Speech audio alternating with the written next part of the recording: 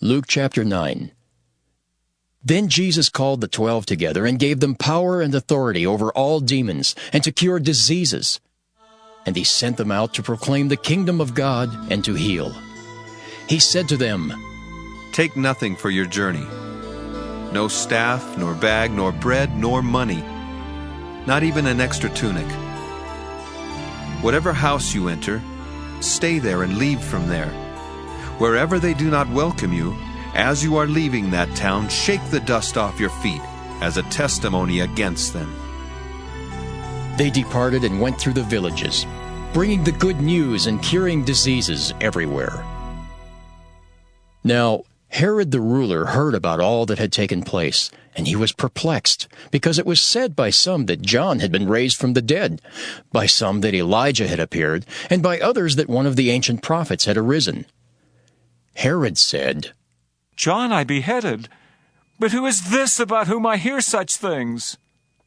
And he tried to see him. On their return, the apostles told Jesus all they had done. He took them with him and withdrew privately to a city called Bethsaida. When the crowds found out about it, they followed him, and he welcomed them and spoke to them about the kingdom of God and healed those who needed to be cured. The day was drawing to a close, and the 12 came to him and said, "Send the crowd away so that they may go into the surrounding villages and countryside to lodge and get provisions, for we are here in a deserted place." But he said to them, "You give them something to eat." They said, "We have no more than 5 loaves and 2 fish, unless we are to go and buy food for all these people." For there were about 5,000 men. And he said to his disciples, "Make them sit down in groups of about 50 each." They did so, and made them all sit down. And taking the 5 loaves and the 2 fish, he looked up to heaven, and blessed and broke them, and gave them to the disciples to set before the crowd, and all ate and were filled. What was left over was gathered up, 12 baskets of broken pieces. Once, when Jesus was praying alone, with only the disciples near him, he asked them, "Who do the crowd say that I am?" They answered, "John the Baptist, but others Elijah, and still others that one of the ancient prophets has arisen." He said to them, "But who do you say that I am?" Peter answered, "The Messiah of God." He sternly ordered and commanded them not to tell anyone, saying, "The Son of Man must undergo great suffering and be rejected by the elders, chief priests, and scribes, and be killed, and on the 3rd day be raised." Then he said to them all, "If any want to become my followers, let them deny themselves and take up their cross daily and follow me. For those who want to save their life will lose it, and those who lose their life for my sake will save it. What does it profit them if they gain the whole world but lose or forfeit themselves? Those who are ashamed of me and of my words, of them the Son of Man will be ashamed when he comes in his glory and the glory of the Father and of the holy angels. But truly I tell you, there are some standing here who will not taste death before they see the kingdom of God." Now about 8 days after these sayings, Jesus took with him Peter and John and James, and went up on the mountain to pray. And while he was praying, the appearance of his face changed, and his clothes became dazzling white. Suddenly they saw 2 men, Moses and Elijah, talking to him. They appeared in glory and were speaking of his departure, which he was about to accomplish at Jerusalem. Now Peter and his companions were weighed down with sleep, but since they had stayed awake, they saw his glory and the 2 men who stood with him. Just as they were leaving him, Peter said to Jesus, "Master, it is good for us to be here. Let us make 3 dwellings, one for you, one for Moses, and one for Elijah."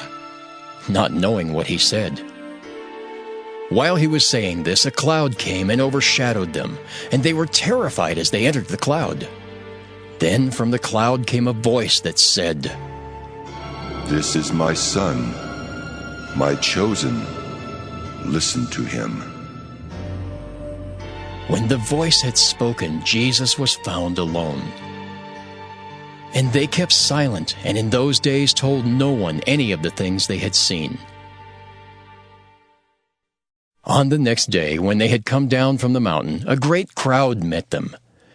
Just then a man from the crowd shouted, "Teacher, I beg you to look at my son. He is my only child." Suddenly a spirit seizes him, and all at once he shrieks. It convulses him until he foams at the mouth. It mauls him and will scarcely leave him. I begged your disciples to cast it out, but they could not. Jesus answered, You faithless and perverse generation, how much longer must I be with you and bear with you? Bring your son here. While he was coming, the demon dashed him to the ground in convulsions. But Jesus rebuked the unclean spirit, healed the boy, and gave him back to his father. And all were astounded at the greatness of God. While everyone was amazed at all that he was doing, he said to his disciples, Let these words sink into your ears. The Son of Man is going to be betrayed into human hands. But they did not understand this saying. Its meaning was concealed from them so that they could not perceive it, and they were afraid to ask him about this saying. An argument arose among them as to which one of them was the greatest. But Jesus, aware of their inner thoughts, took a little child and put it by his side, and said to them, Whoever welcomes this child in my name welcomes me, and whoever welcomes me welcomes the one who sent me. For the least among all of you is the greatest.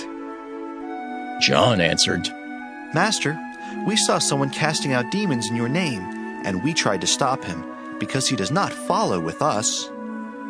But Jesus said to him, Do not stop him, for whoever is not against you is for you. When the days drew near for him to be taken up, he set his face to go to Jerusalem, and he sent messengers ahead of him. On their way, they entered a village of the Samaritans to make ready for him, but they did not receive him because his face was set toward Jerusalem. When his disciples James and John saw it, they said, Lord, do you want us to command fire to come down from heaven and consume them? But he turned and rebuked them. Then they went on to another village.